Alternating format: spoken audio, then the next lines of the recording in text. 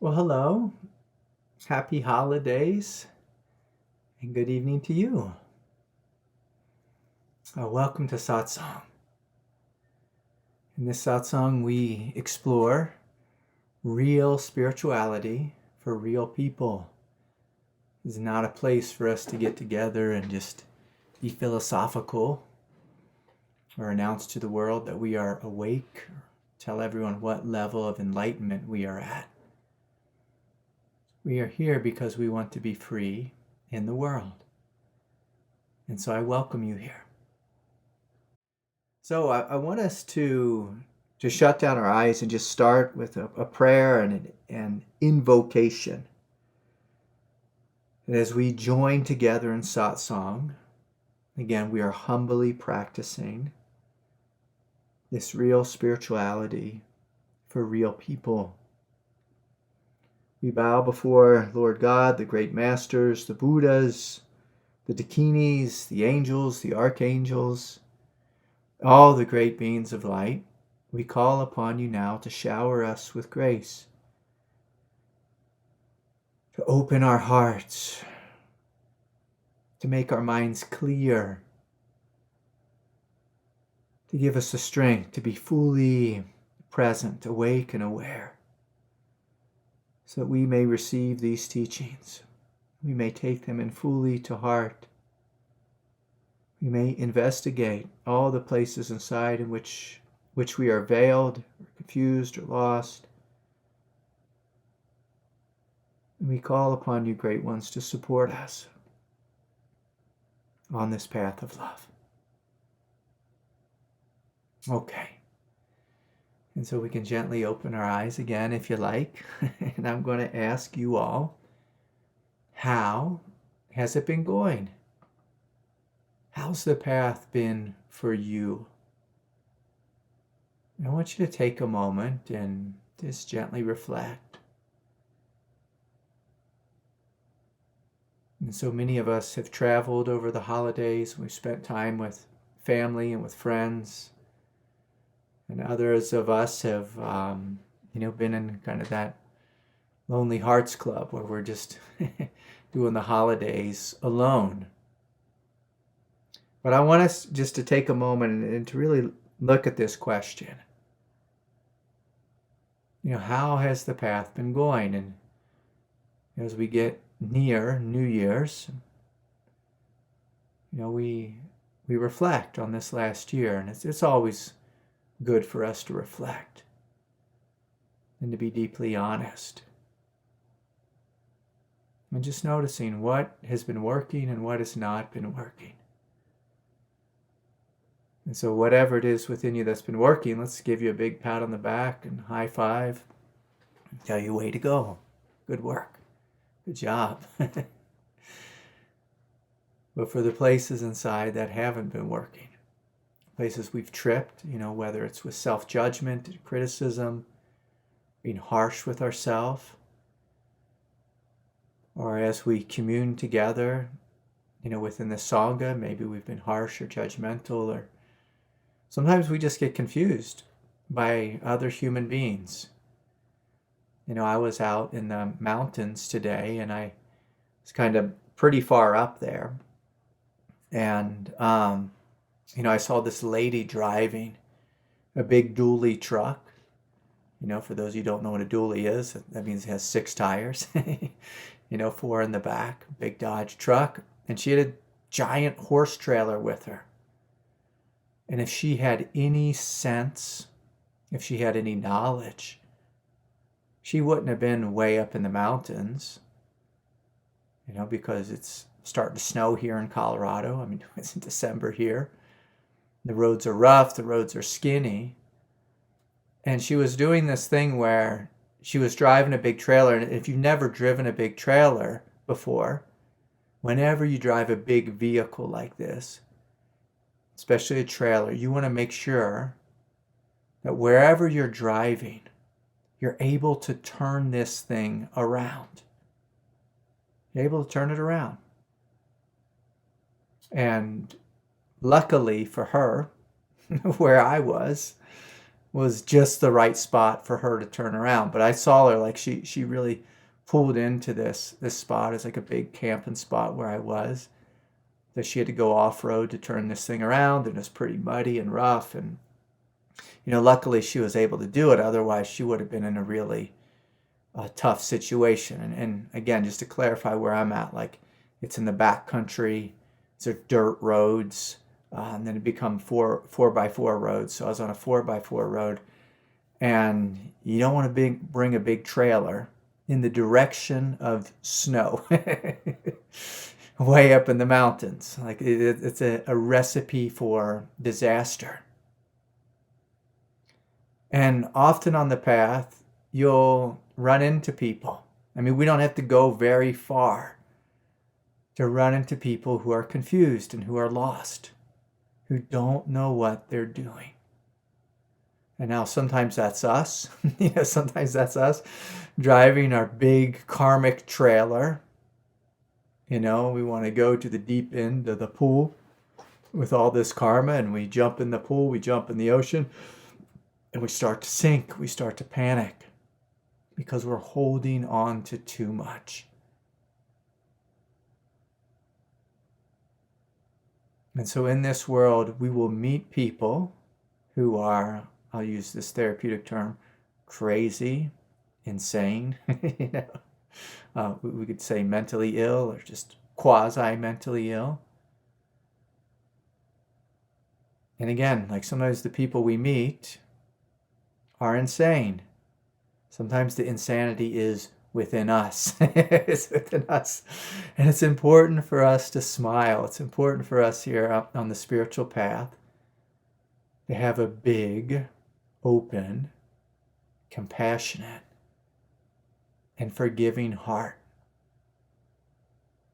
Now, whether you're going to do business here on planet Earth, whether you're going to be in a family, whether you're going to be in a marriage or relationship, whether you're going to be with yourself alone, or whether you're going to be engaging with fellow Sangha members, doing inquiry practice together or meditating together, we want to have forgiveness in our back pocket. We want to have compassion in our front pocket.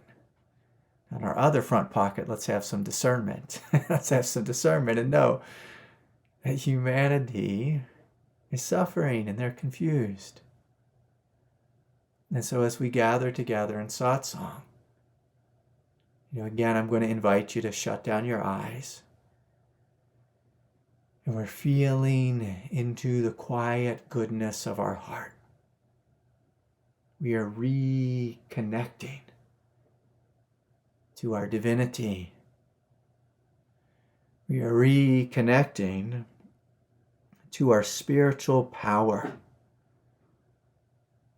Spiritual power comes from a willingness to be both humble and honest, open-hearted, and receptive. We are receptive to the grace of God, the support of God. We are receptive to the teachings. We are receptive to our own divinity. And so let us breathe in and breathe out. And if any of us here have lost our way, we don't need to judge. Let us smile. Let us smile and say, all right. All right. I've gotten a little confused. And so in this space of meditation, in this space of inquiry, we're noticing all the places over the last week or so, or over the last year, where we've been confused, where we've been lost, where we missed the mark. all the times in which we forgot the beauty and the divinity of our own hearts.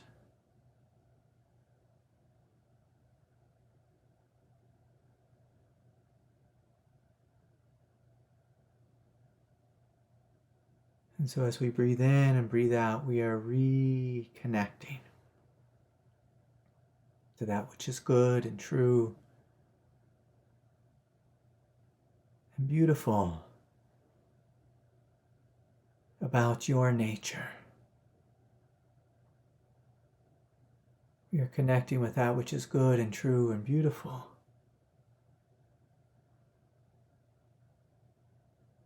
in this moment.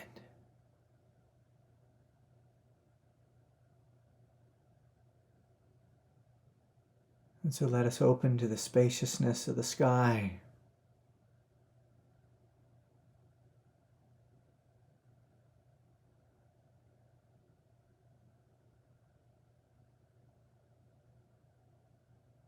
The vastness of our mind.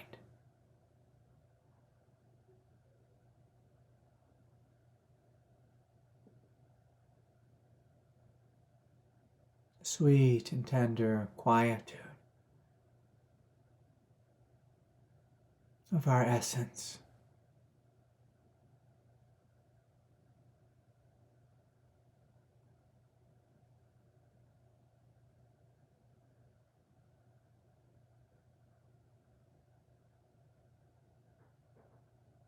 Opening further,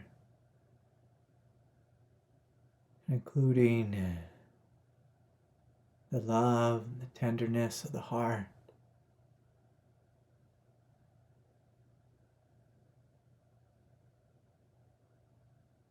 The vast, expansive radiance of love.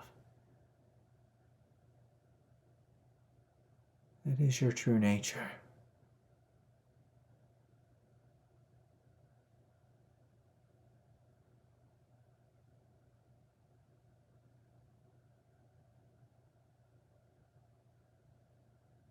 And continuing to travel down along the spine and noticing this gentleness of being.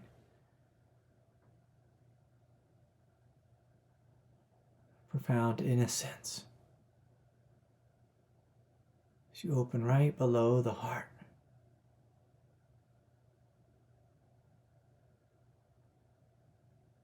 There's this area of profound childlike innocence. And sometimes in this world, the chaos of life, and we become like that lady driving the big truck. The extra long trailer. We can have too much stuff in our mind, in our emotional nature. If you ever driven a big truck with a trailer, you will know it's a great relief to unhook that trailer.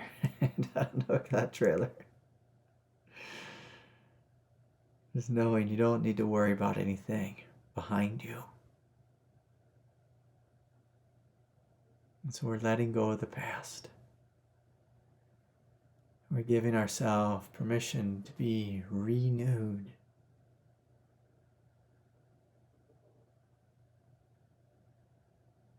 The profound innocence of this moment. Refreshed.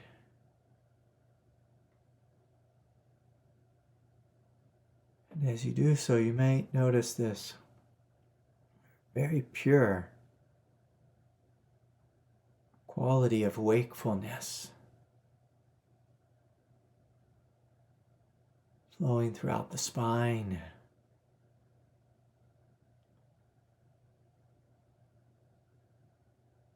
If we're good Christians, we might call this the innocence of the Christ. If we're good Buddhists, we might call this the freshness of bodhicitta. It doesn't matter what we call it. What matters is that we reconnect.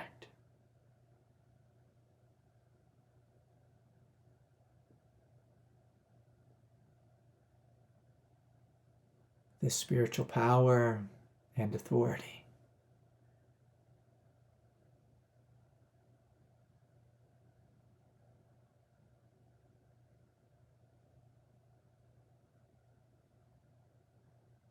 In the world of ego, we maintain power, establish power through speaking up and speaking out and asserting ourselves. Sometimes in the realms of spiritual authority and spiritual power, it's a little bit different. We regain our power through unhooking from that which is personal, letting the past die, putting down any arguments with friends or family or mother, father, sister, brother in life.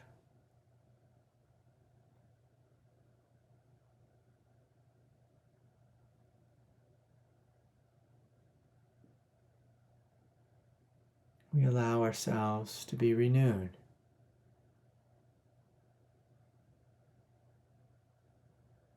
Refreshed.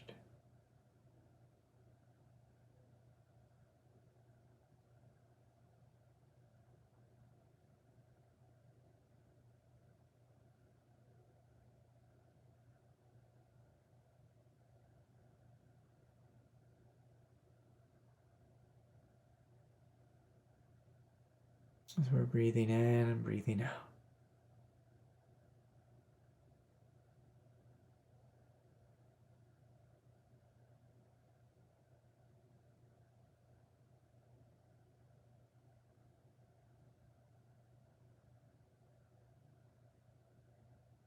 Refreshed, renewed, baptized in silence.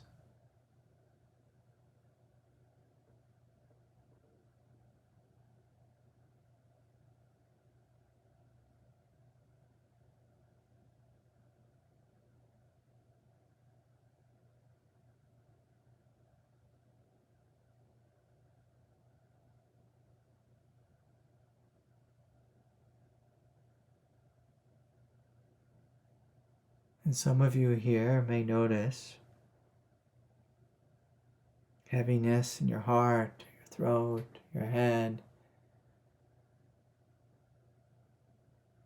And I invite you to imagine just bowing down and allowing your forehead to hit the earth. Allowing anything heavy, anything dense or old, to pour, to spill out of the skull.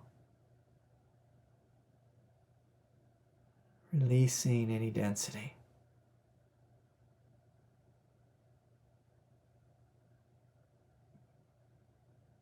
Releasing the past, releasing old wounds or trauma.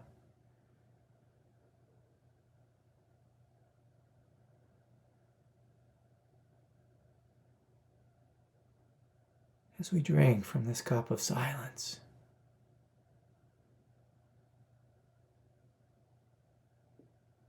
As we drink from the radiant chalice of compassion and forgiveness.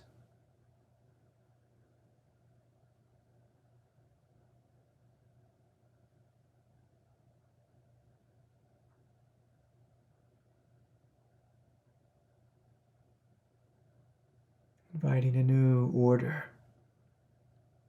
and spiritual harmony to awaken.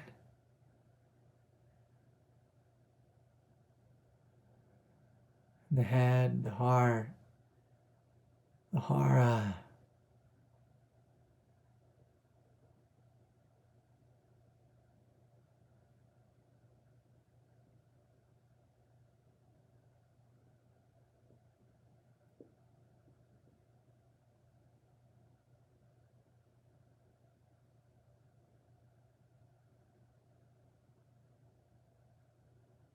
And to get ourselves fully grounded here on planet Earth, fully embodied. Let's grow roots out of our right legs and our left, rooting down into the earth, calling forth the quiet strength, the nurturing presence of the earth.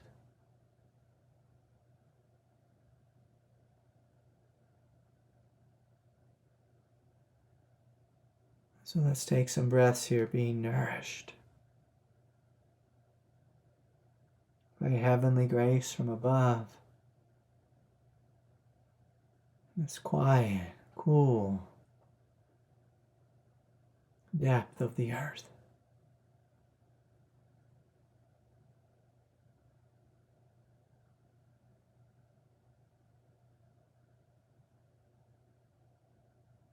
Feeling ourselves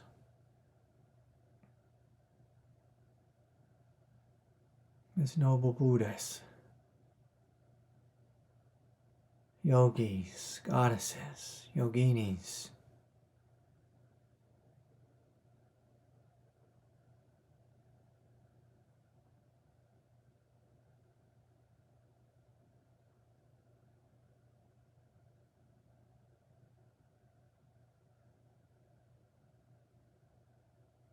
calling upon the divine to support us practically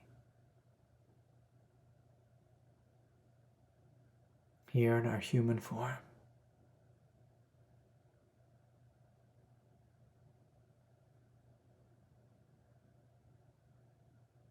And so gently bringing the palms to the heart, may we be kind, may we be happy, and may we be free. And so I welcome you to Satsang. And I want to know how the path is going for you. What's on your mind? What's on your heart? And so you tell me in the chat, and if anyone wants to speak to me directly, you can raise your hand, but I want to know how the holidays have been, how this month has been, how this year has been. You don't have to tell me, all the details. You can give me a general sense of what your evolving edge is. A general sense of where we're at. I can tell you all that, here in Colorado, I live in a little house. And for a ridiculous amount of money in Colorado, you can get an extra small house. And so I live in an extra small house, and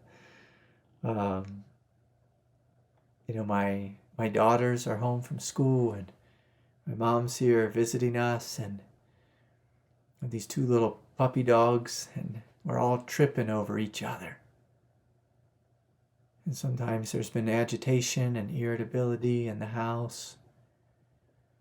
Some of us have literally tripped and fallen and hit the ground. I mean, my poor mother, she had a spill, and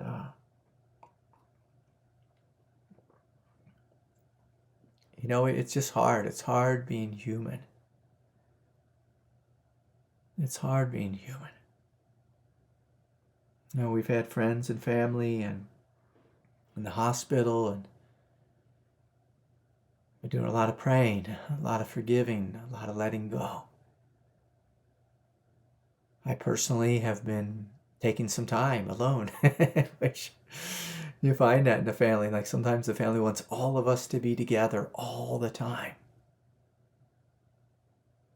And other families are more independent. And like my family of origin was a family of independence. So we did a lot of things on our own, and we were very comfortable with that.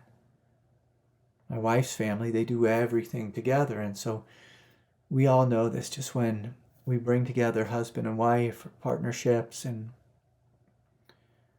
You get a lot of people in one house, there can be all different kinds of ideas, all kinds of judgments about how things should be done, what should happen.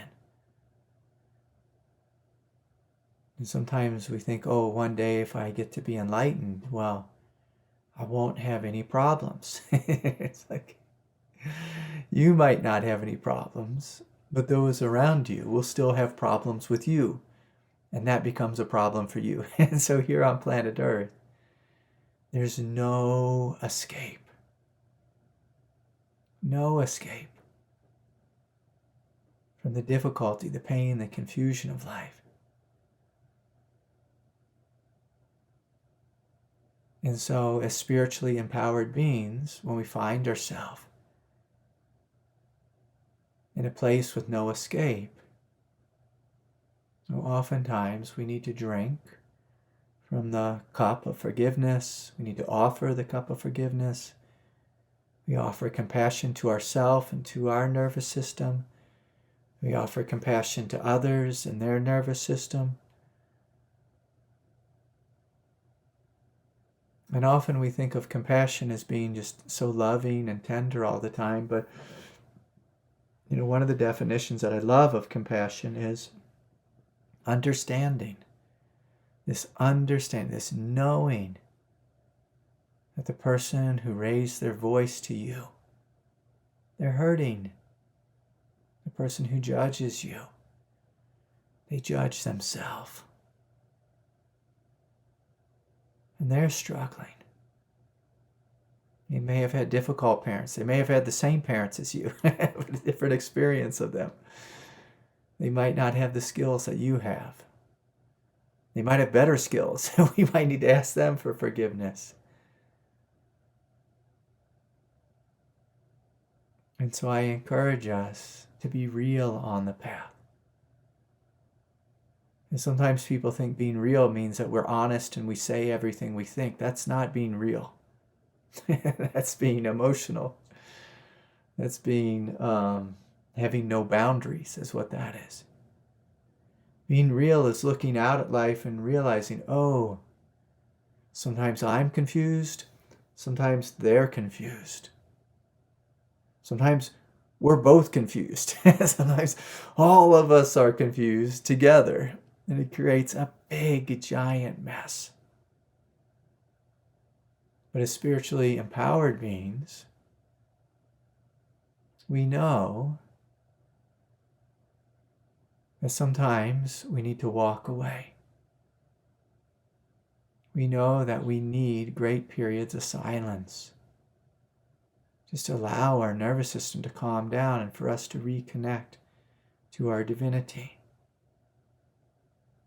We know that, again, if someone raises their voice to you, it's because they're suffering, they're overstimulated by the chaos of life. Or they are seeing something that you are not. It's another way of saying they're projecting. Sometimes they're literally seeing something you're not, but a lot of the times people are just projecting on us. And with honesty, we can say sometimes we project on them. But if we want to be free, we step back and we look and we say, what's going on here? What's at the root of this suffering? Why am I getting so worked up, so carried away? Why am I tripping? Why am I ruminating? What is it within me? What the ego says is it's their fault, their problem, they're doing it. But as spiritually empowered beings, we look inside, we say, what is my part? Because as soon as you focus on your part, you gain power. You gain power. Because we can't change the other. But we can change ourselves, and sometimes changing ourselves means, I'm going to drop this. I'm going to drop this right now. I don't need to worry about what my father said or my mother, or what my neighbor said. I don't need to worry that she didn't wave to me. Like some people get so upset. They didn't wave to me. They didn't acknowledge my presence. They talked over me. They did this, they did that. While we are the one being busy being offended. Now you have every right to be offended. But being offended is a dance of ego. If we want to be free, we look and we say, oh, who is it that's here that is offended? And when you begin to look inside, and if you're willing to look from a place of truth, you'll see that there's no one here. No one who needs to be offended. Now, if you go into your ego, you might find, oh, there's this whole character. I'm your brother, I'm your sister. You shouldn't say that to me. You shouldn't speak to me this way. I deserve more, I deserve better. And if we want to live in ego, we can do that the rest of our life. But here in satsang, we choose to look beyond the ego. To see if there's something here that is quiet, that is awake and aware, that cannot be offended, that is not offended, doesn't care, that doesn't get offended. See, there's a vast empty presence.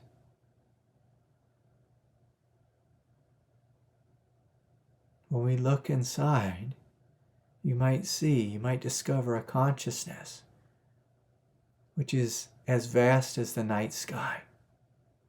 Now I want to tell you all something about me when I was a kid. When I was a kid, I've never said this before, but I'm going to say it now. When I was a kid, I loved God so much. I had this deep connection with God. But there was this other aspect to me that was a like a pyromaniac. And I used to light everything on fire. And when you live in a place like Kentucky, when you live back east, you can light things on fire. You can play with fire and gasoline and fireworks and blow things up. Because everything's so wet, it doesn't create a forest fire like it would here in Colorado. And so when I was a kid, we'd go out at night and we'd have big bonfires. We'd, make explosions and blow things up in the sky. And the sky wouldn't complain. The sky wouldn't revolt. The sky wouldn't say, I'm going to damn you to hell. The sky wouldn't say, that's bad for global warming and, this or that. The sky doesn't argue. Doesn't argue. It doesn't complain. Now the Buddha came and taught us about this quality of mind called sky-like mind. A mind that is free. A mind that is unmoved, undisturbed. And the invitation of satsang is for us to let go of the personal perspective and step into this greater mind, this greater space, which is free. And from this space of freedom, what you'll find available to you is all these spiritual qualities. So when we see the chaos of life coming at us, when you have that old judgmental Aunt Judy, or the, I can remember when I had my first job at the nursing home. I had these really mean bosses, and they would smoke cigarettes and, drink wine the whole time. And they'd look at me because I was a young hippie. I was 14 years old at this job, and I had, these big nappy hair, dreadlocks, and this and that. And she used to look at me and call me a stoner. I mean, the great joke was I didn't smoke at all. Like, it's just, I just liked the Grateful Dead and, Rasta music and, had these big dreadlocks. And she'd look at me and scowl and, call me names behind my back and, tell me to clean up messes that I didn't make. And when you live with this sky-like mind, we smile and we say, oh my gosh, this woman is suffering so much. She's living a painful existence. She has a hardened heart and she's struggling.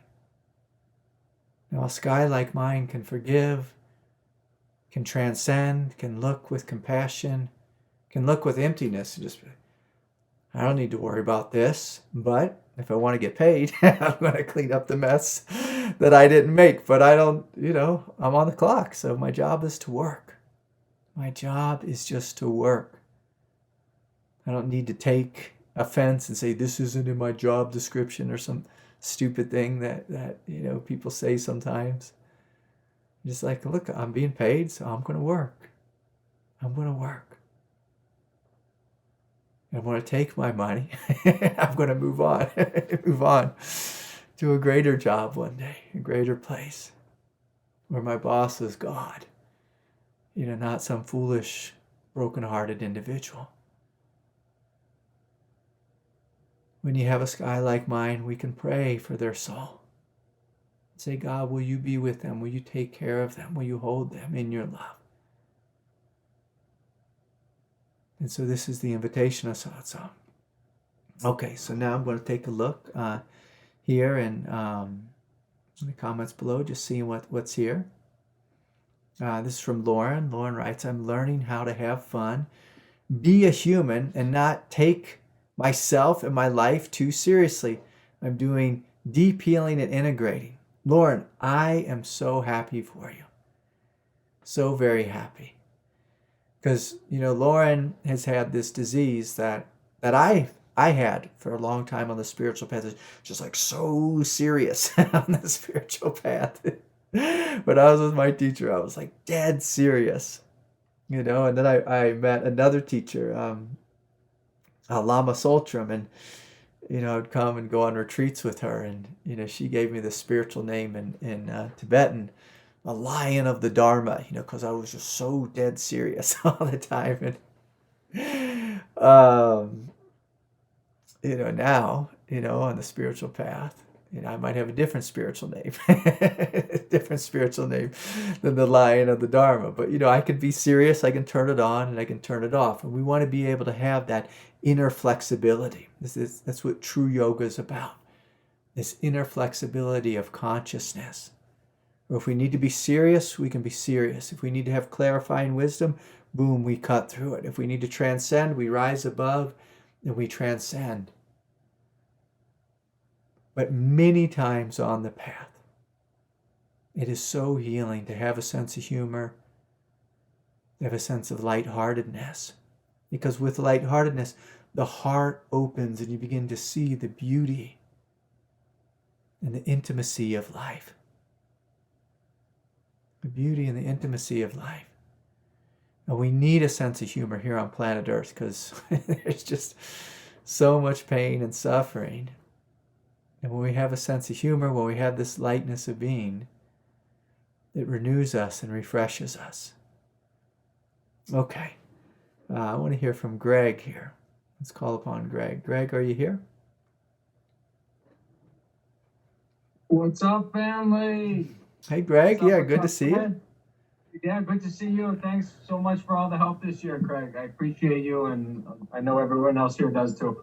This is the thing I'm really sharing about. So, like, my mother, who I love so much, she's a totally beautiful, sweet person, and also she has these like personality characteristics that push a lot of people away, and I've watched it wreck relationships.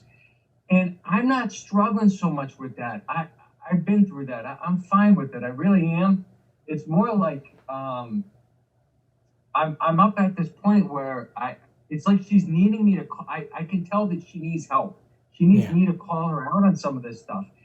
In other words, the compassion with her is something I've been practicing because I haven't always done well with it. I have fallen short many times, but especially for the last 10 years, I've brought so much clarity and compassion, and I know I've done well with that.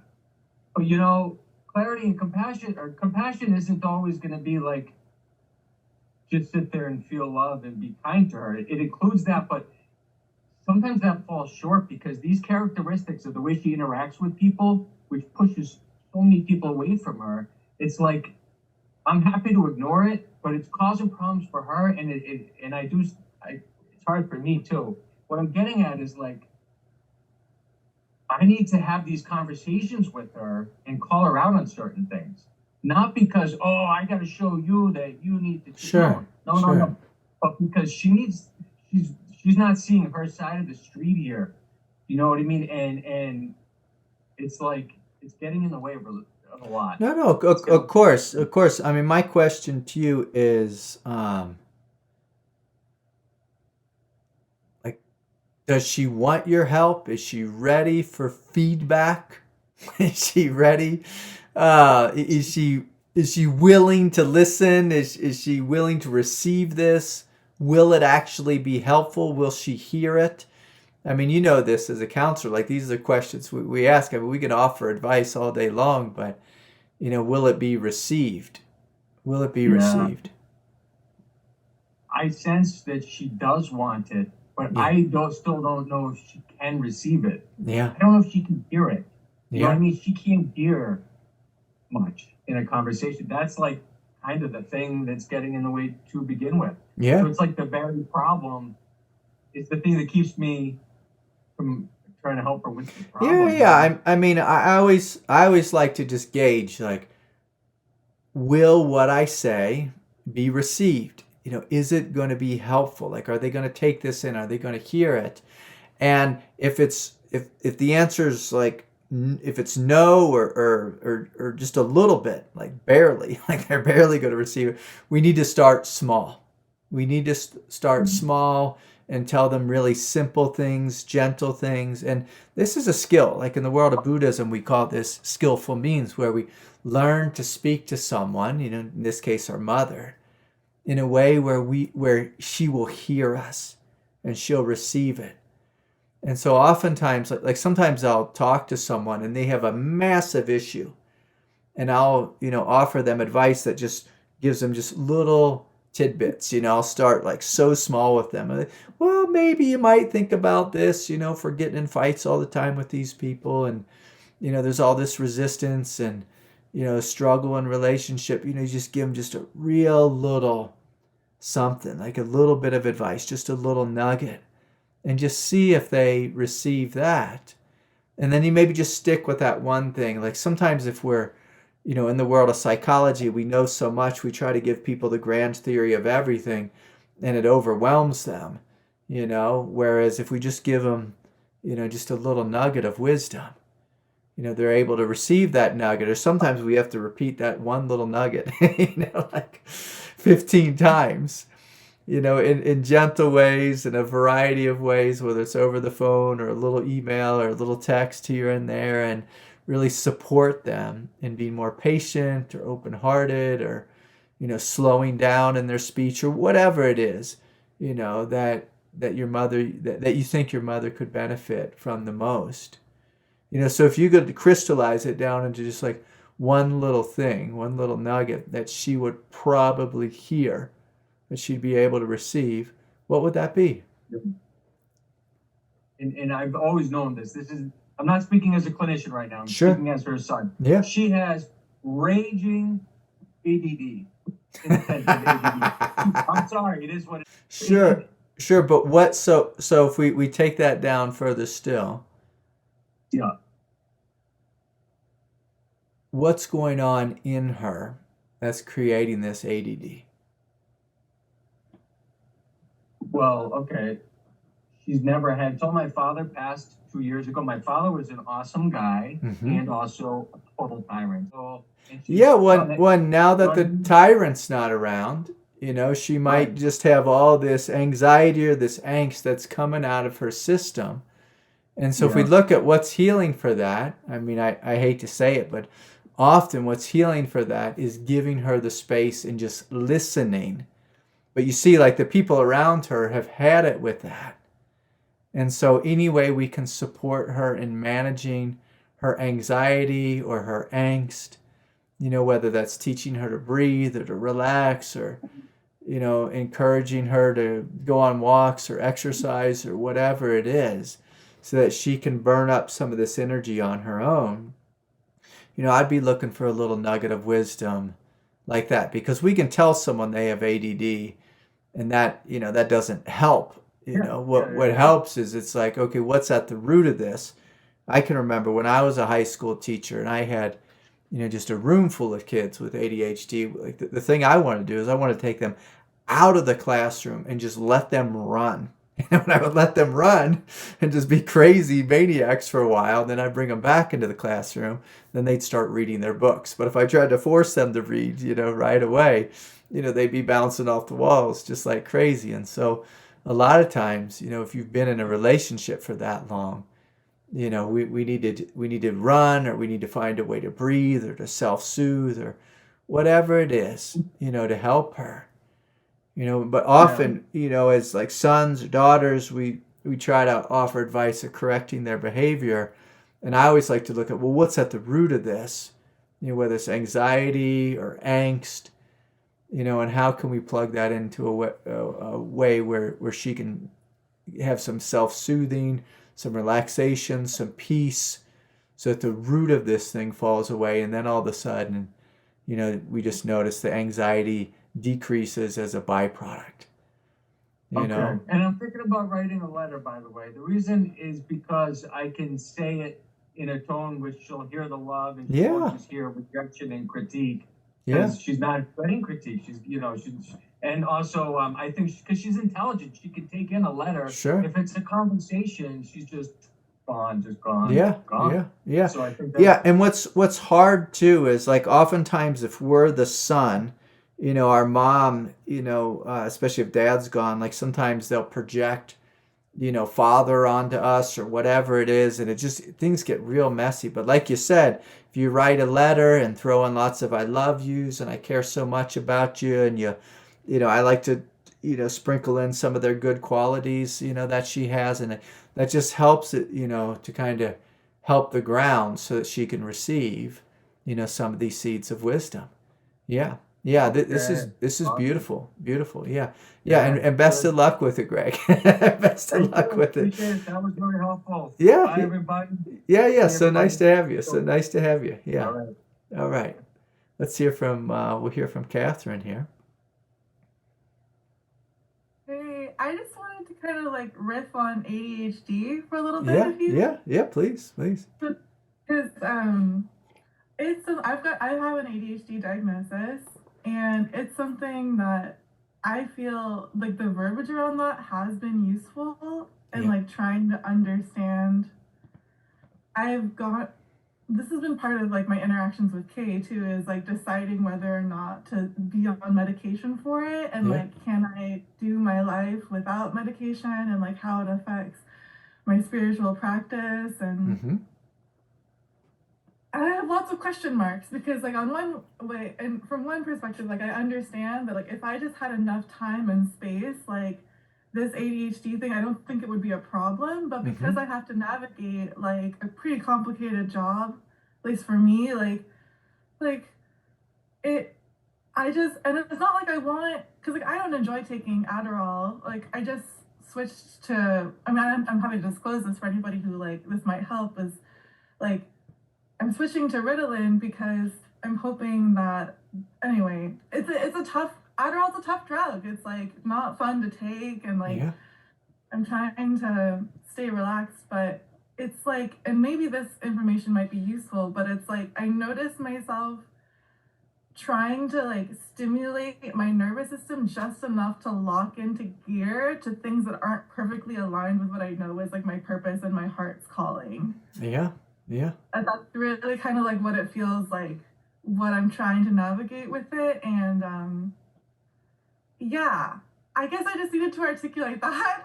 like like publicly or something, just kind of like work through that with people, because I know that that's another thing about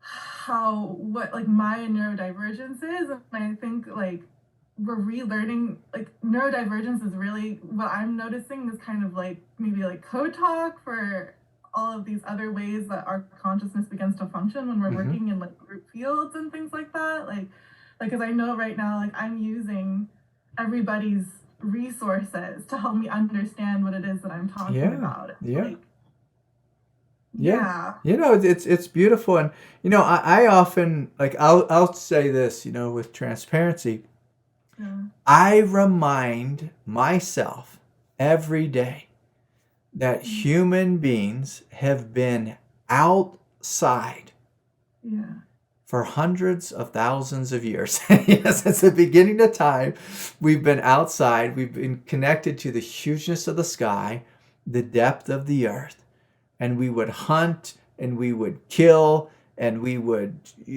fight in wars and tribal war, like all this, intensity. And now we live in these little boxes and we're supposed to raise families, just as these little units, and we're, stare at these screens all day. And it's really different. And so like I don't even use the word neurodivergent. I think like anyone with ADHD, to me, that's just normal. Like we're not supposed to be, just stuck inside. I mean, that was Henry Ford's idea, is like, okay, let's put bells, you got him and the Rockefellers and this and that. And they're just like, let's get everyone just working in factories and working in coal mines and this and that. And, they need to be inside and on these schedules all day long. But, like that's not what this body temple is designed to do. This body temple's designed to be outside running and chasing down prey or working the fields all day and gathering water and living by campfires and connecting with the stars. Like our bodies are designed to be outside. And you put someone in a box, and especially like again when I was a high school teacher, the kids would be in there and they'd be drinking those Red Bulls all the time and just bouncing off the walls. I'm like, we're not supposed to be drinking poison. We're not supposed to have all these chemicals in us and like have 95 shots or whatever it is and all this poison in our system and drinking water that has chemicals in it and this and that. Like we're made to run and we're made to be outside. We're made to be communing with each other. We're made to have affection and touch and to be living tribally. And we don't get much of that in the modern age. And so we might have all this pent up energy, and then we manage it with medication, or some people are drinking coffee all day, or smoking this or that, and it's just a wild thing being human, and it's just going to get more and more wild in the coming years as as AI comes online and starts to integrate more fully with our life and our consciousness. It's like it's going to be a wild ride. And so we need to be compassionate with ourselves, and we need to be compassionate with those around us, because like this is like life is moving in such a fast way. We're evolving so fast, and so much is expected of us. And there's going to be a lot of, I want to use this word collateral damage. It's not the right word, but it's just the word I'm going to use. There's a lot of collateral damage. Like I have a body that experiences collateral damage just from sitting so much, just from sitting. And I already messed myself up because I would just sit for hours and hours, 3-4 hours a day for years and years and years. And, that got my back and my knees and my hips all locked up in these terrible ways. And now I sit in a chair for my work all day. But like, I love to run. I love to be outside. I love to climb. I love to build fires. And we don't get enough of that. And we have these rules and this society that demands that we do these certain things.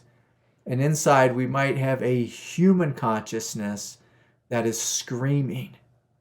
And we might have a divine consciousness, which is like also screaming. It's screaming in a different way. Like this psychological nature is screaming like, I'm stuck in these walls.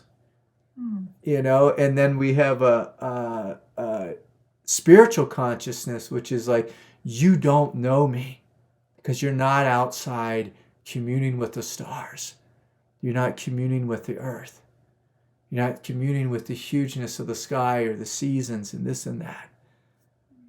And so it's hard. It's really hard. And I think it's very important to be so utterly compassionate with ourselves and with our body and those around us, because so much is being asked of us here in 2025. And just think about, like, what is it going to be like in 2030? Just in 5 years from now, what is it going to be like in 2030? I'm waiting for the day when they're asking us to upload our consciousness to the cloud drive, and it's like, no, nope, I'm not doing that. And there'll be people stepping into these silicon bodies, and it's like, where are we going with this, guys? Where's the end game here?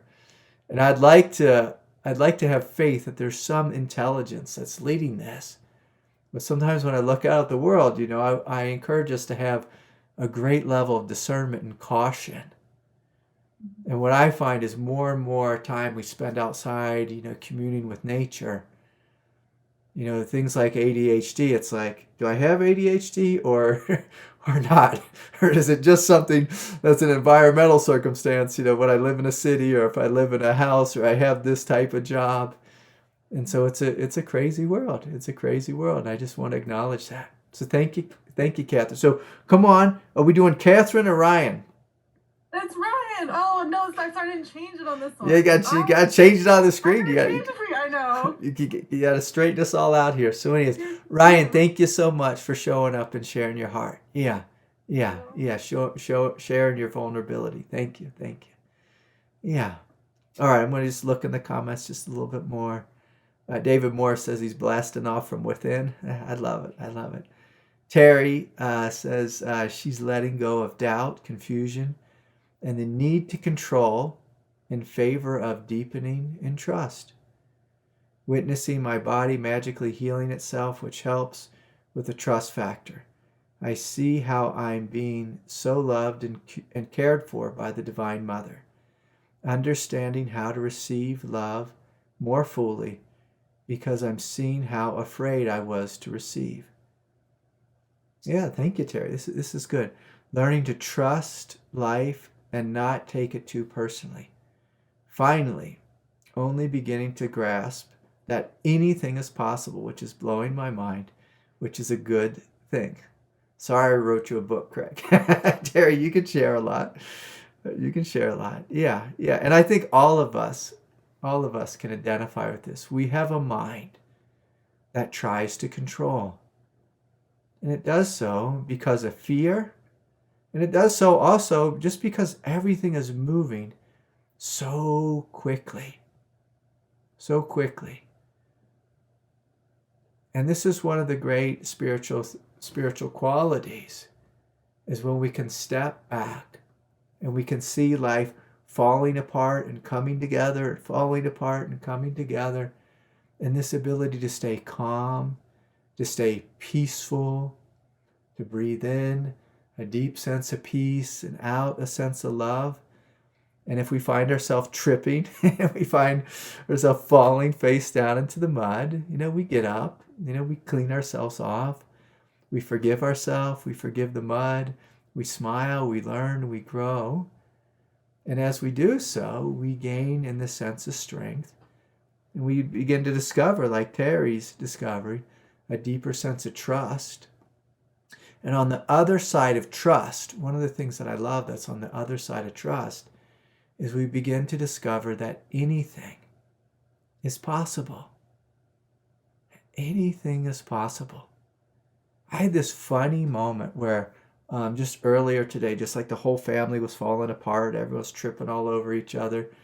And I said to God, God, can you help straighten us out here in this family? Like, can you support us here in forgiving and being kind and loving with each other? My little girl was giving us all a hard time. She was having a hard time and kind of taking it out on all of us. And my wife said, "Hey, let's go to Mass." And so we went to Mass, and we had this beautiful, my good friend Father John from Nigeria. He gave us whole sermon on listening to your parents and being kind and being respectful and taking good care of the elders. And being forgiving within the family system. And I was like, thank you, God. Thank you for hearing our prayer. Because my daughter, she actually heard it. She took it in, and we all talked about the sermon, and it was this deeply healing thing.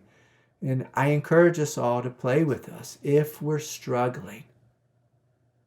And let's ask for help.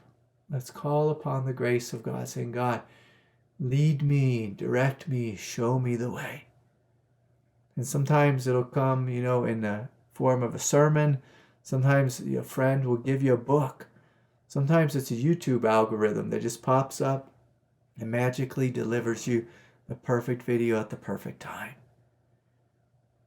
And so this is a beautiful thing, is where we see that life is absolutely crazy and wild and it's all falling apart.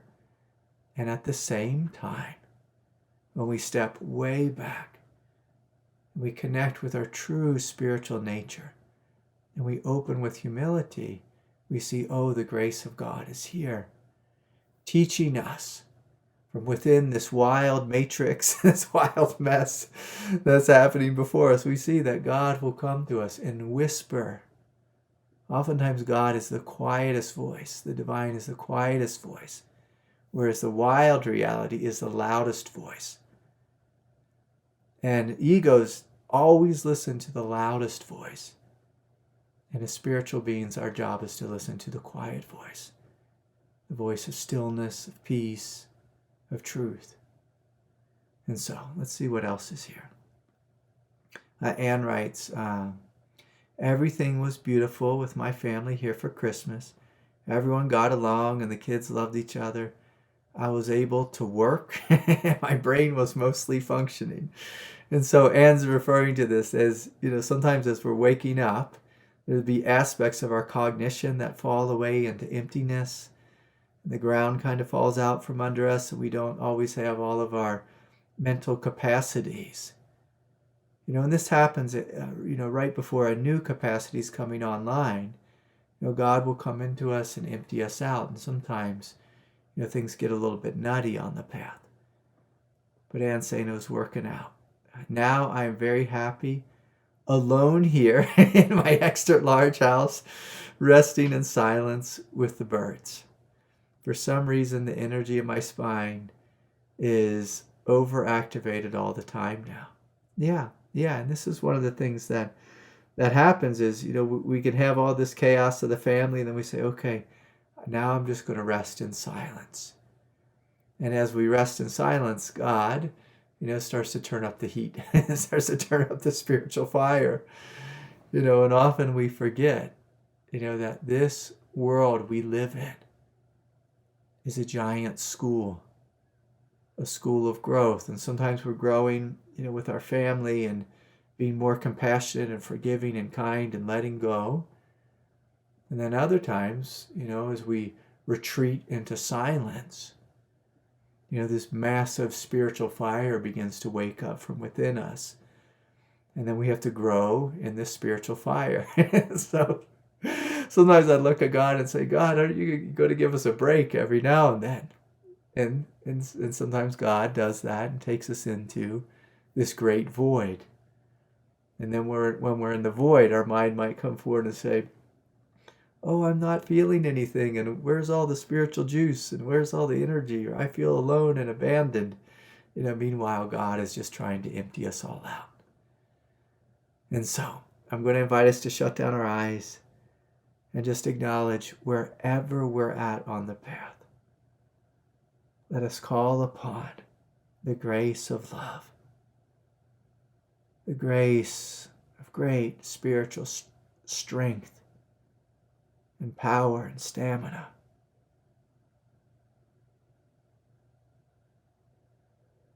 Let us call upon this clarifying wisdom to be the very fabric of our being, a fabric of emptiness and freedom, a fabric of great love and compassion. And this fabric of strength, of depth, of Buddha nature. And so we're breathing, we're feeling, and we're asking one more time, this evening, this day, is there anything else I need to let go of? Is there anything I need to release?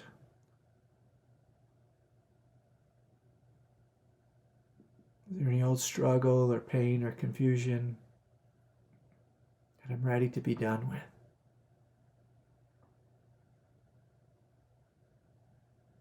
And as we let go and we open more fully into this immensity of being, this great silence,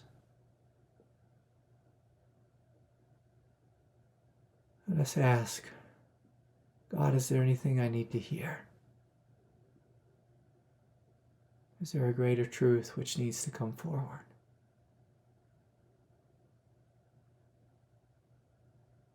Will you lead me? Will you guide me in my next steps on the path?